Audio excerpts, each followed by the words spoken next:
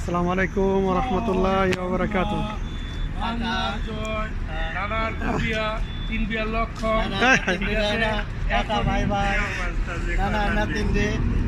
হ্যাঁ, আমাদের বন্ধু মিস্টার দীপক ভাই এখন মদিনা এয়ারপোর্টে আছে।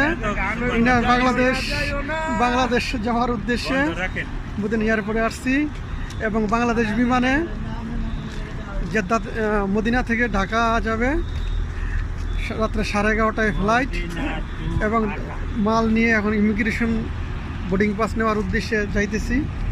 দোয়া করবেন সবাই, ইনশাআল্লাহ সুস্থ মতো যাইতে পারি। হ্যাঁ দীপক ভাই, একটু সুন্দর একটা সুইট একটা হাসি মারেন।